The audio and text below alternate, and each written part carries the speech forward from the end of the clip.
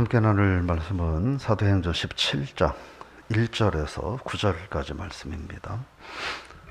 사도행전 17장 1절에서 9절 말씀. 우리 같이 함께 읽겠습니다. 그들이 암비볼리와 아볼로니아로 다녀가 데살로니가에 이르니 거기 유대인의 회당이 있는지라.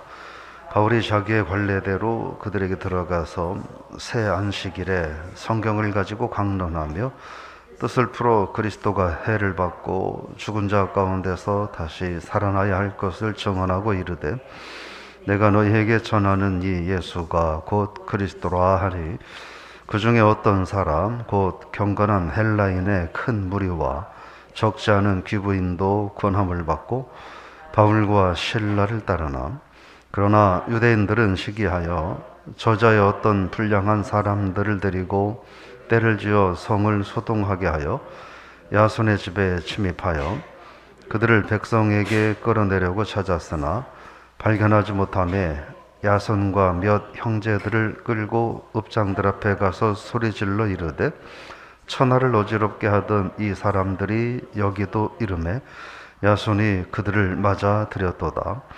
이 사람들이 다 가이사의 명을 거역하여 말하되 다른 임금 곧 예술하는 이가 있다 하더이다 하니 무리와 읍장들이 이 말을 듣고 소동하여 야손과 그 나머지 사람들에게 보석금을 받고 놓아주니라. 아멘. 할렐루야.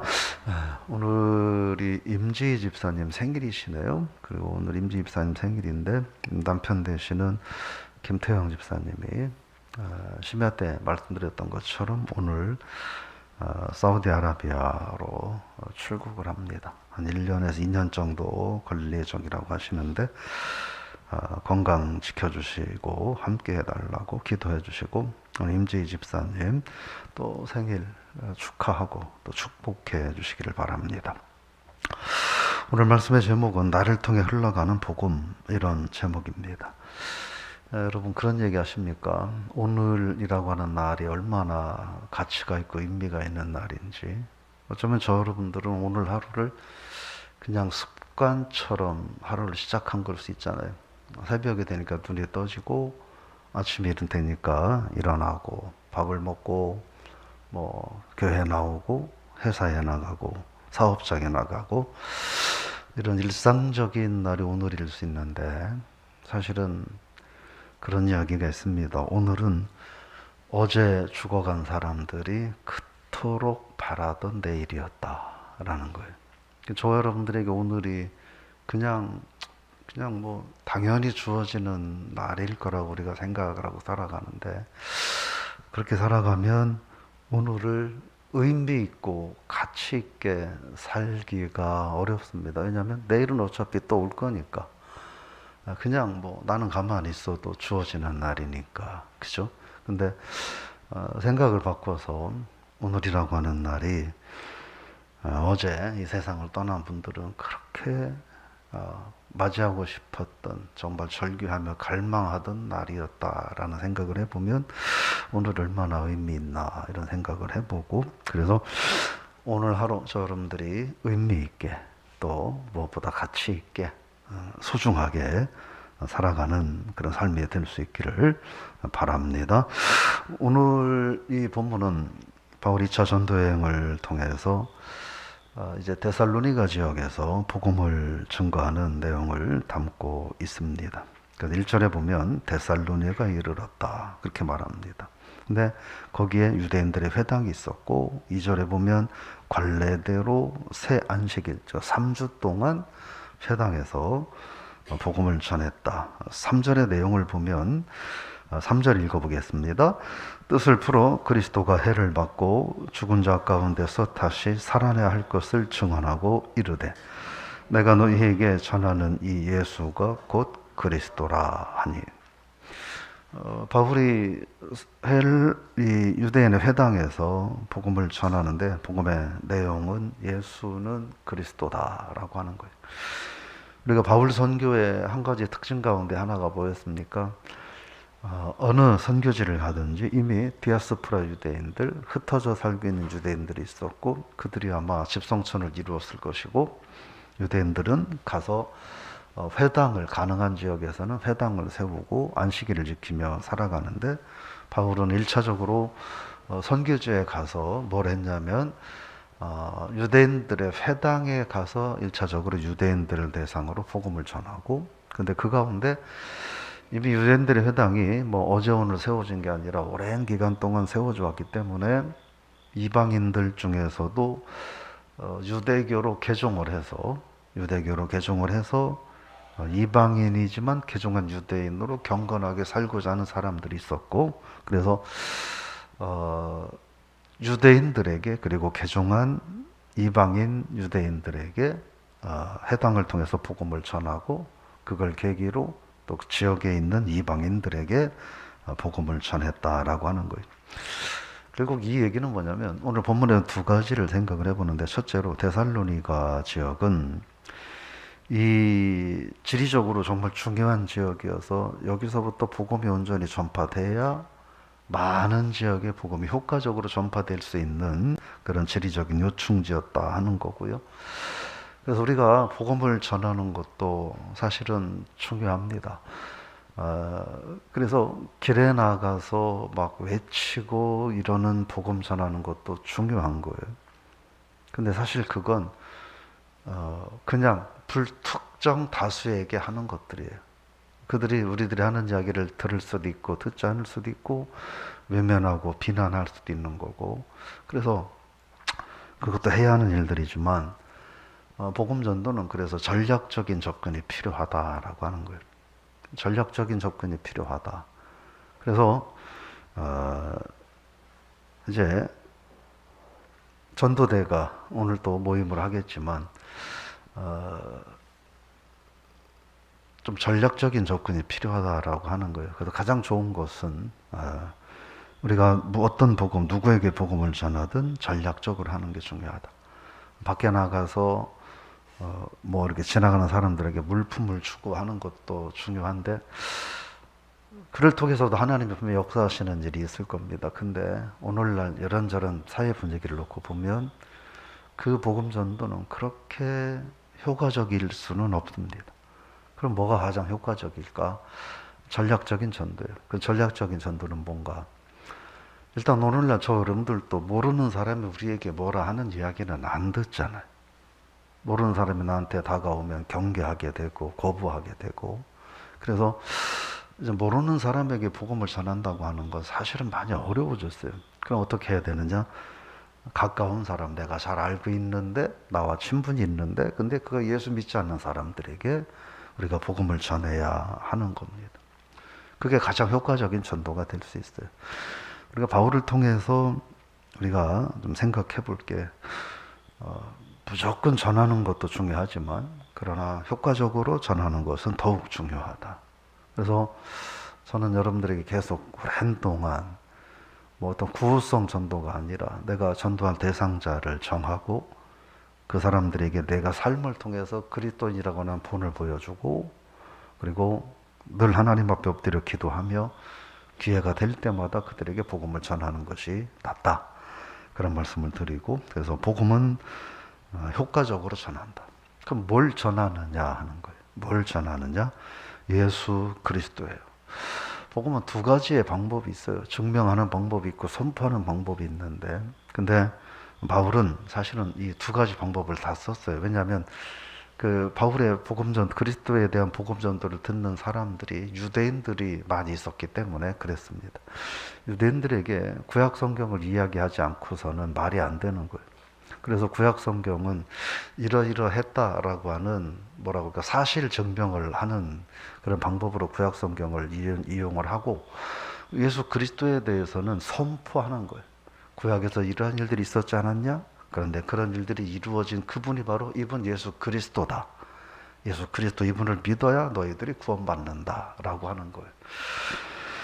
여러분들이 세상 오늘 하루 정말 소중하고 귀한 시간들인데 바울의 입을 통해서 증거된 건 결국 뭐냐?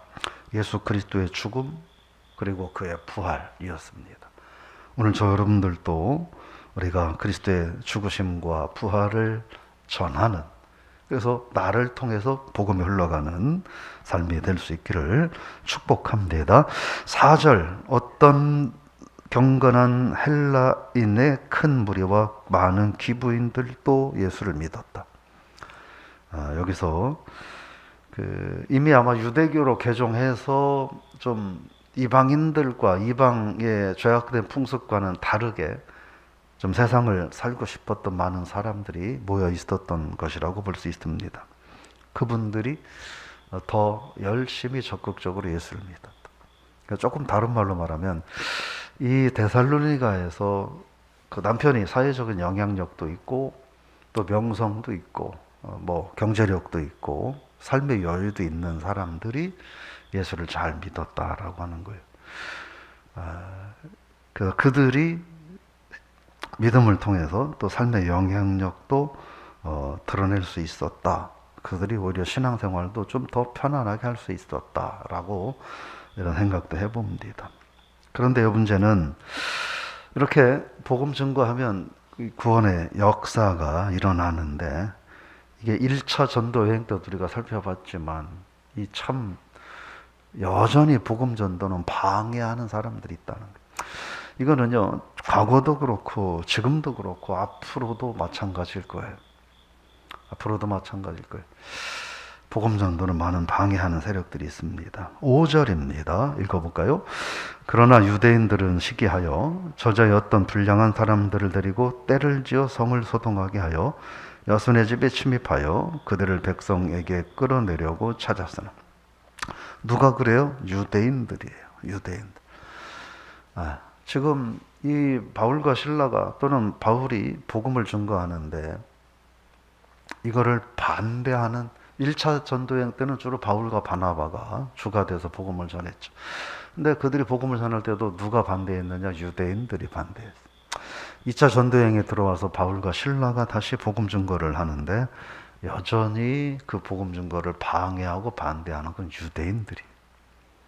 그래서 유대인들이 그랬다. 어느 정도느냐 하는 거예요. 오늘 본문의 말씀에 보면 불량한 사람들을 데리고 갔다.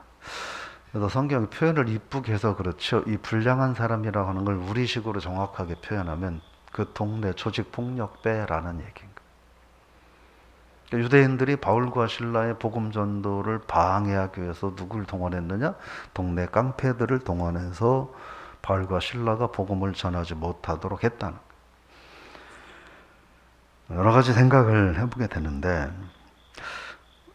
일단 이들이 예수 그리스도에 대해 무지했기 때문이에요.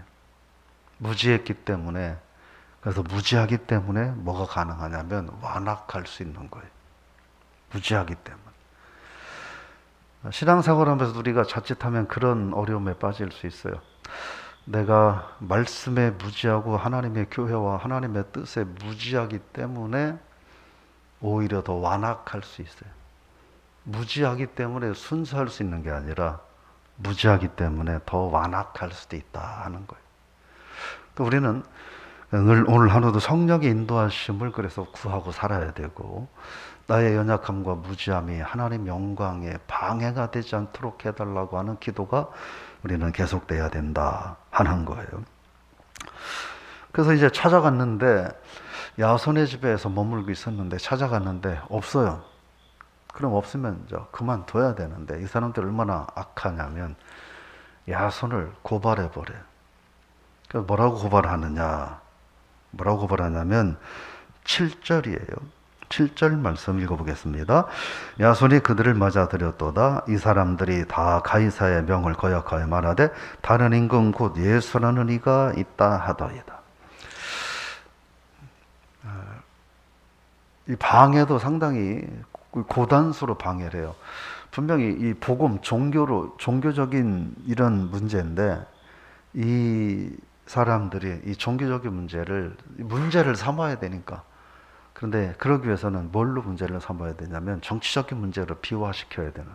그래서 종교적인 문제를 정치적인 문제로 비화를 시켜버려서 어렵게 하는 거예요. 이때 당시에 로마 제국은 뭘 추구하고 있습니까? 여러분이 아는 것처럼 로마 제국의 하늘에는 하나의 태양밖에 없고 로마 제국에는 단 하나의 황제밖에 없다. 하나의 태양, 하나의 황제. 그러니까 황제가 그 태양이고 황제는 하나밖에 없고, 그래서 황제 외에 다른 것을 숭배하는 것은 잘못이다. 이런 상황인데 바로 그 부분을 전략적으로 문제를 삼았다라고 하는 거예요. 그러니까 로마의 영향력 하에 있는 관리들이 이 말을 거부할 수 없는 거예요. 이 말을 거부할 수 없는 거예요. 왜? 나는 이미 로마의 녹을 먹고 있는 사람인데 저 사람들이 어디선가 어느 날 갑자기 우리 동네 와가지고 하나의 태양, 하나의 황제가 아닌 또 다른 왕이 있다라고 말한다는 이야기를 받아들일 수가 없는 거죠.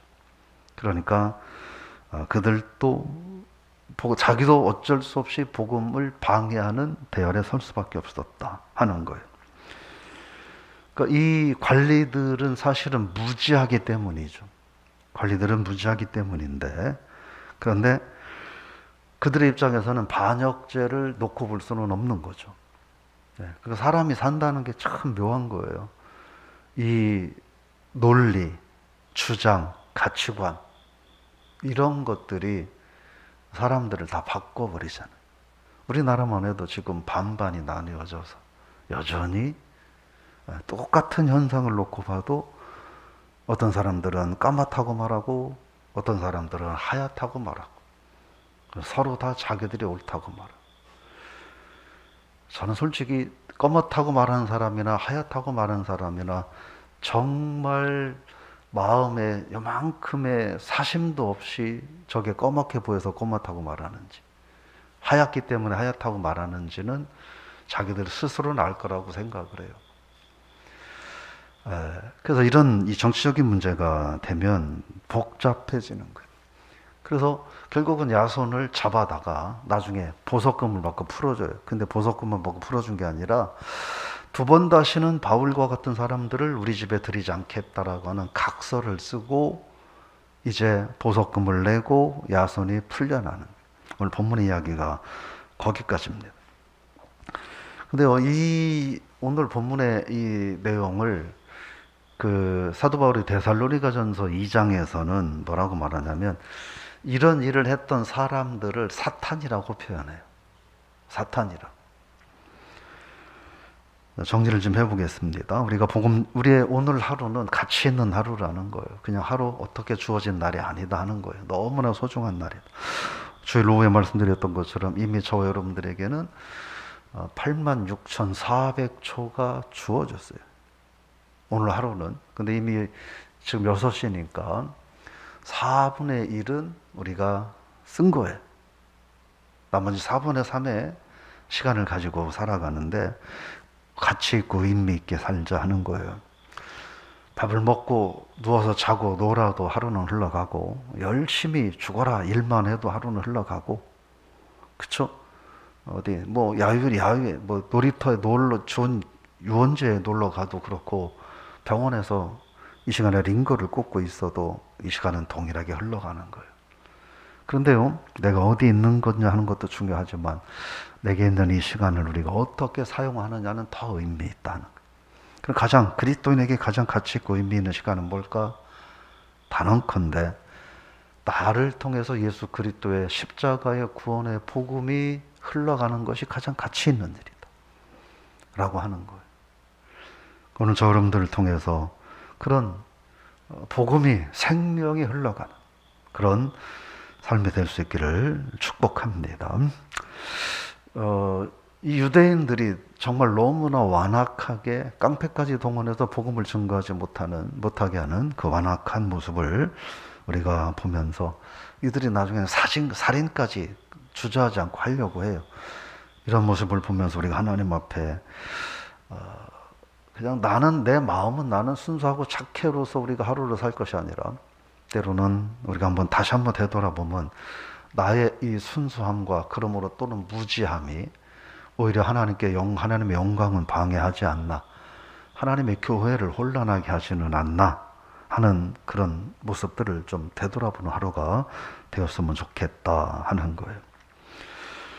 복음은 선포돼야 되고 선포될 내용은 오직 예수 그리스도뿐이다 하는 거예요. 그래서 우리가 잘 살든 잘 살지 못하든, 많이 배웠든 그렇지 못하든, 건강하든 건강하지 못하든 오직 증거되는 것은 예수가 되는, 그래서 오늘 하루가 가치 있고 소중한 하루가 될 수 있기를 부탁을 드리며 축원합니다. 저와 여러분들을 통해서 어쨌든 증거되는 것은 예수 그리스도. 내가 삶이 형통해도 그렇지 못해도 오직 증거되는 것은 예수 그리스도. 그게 가장 오늘 하루가 나에게 의미 있고 가치 있는 하루다라는 사실을 기억하고, 어떤 모습으로든지 저 여러분들이 오늘 하루를 정말 가치 있게 하루를 살아가는, 하나님께서 우리를 위해서 독생자를 십자가에 달아 놓으신 그 가치가 우리 때문에 평가절하되지 않는 그런 의미 있는 오늘 하루의 삶이 다 되시기를 주의 이름으로 부탁을 드리며 축복합니다. 하나님 아버지, 은혜를 감사드립니다. 오늘 하루 저희들은 어쩌면 본능적으로 습관적으로 눈을 떴습니다.